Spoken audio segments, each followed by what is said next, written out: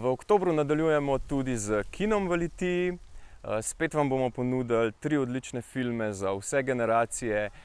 Začnemo z najmlajšimi in obiskom Muce Copatarice in prijateljev. Gre za pravzaprav eno izjemno delo slovenskega animatorja Roka Predina. Na obisk pa pride tudi maskota Muce Copatarice. Tako da potem nadaljujemo z mladinskim filmom, lahko bi rekli hitom te jeseni, to je film Igrišča ne damo.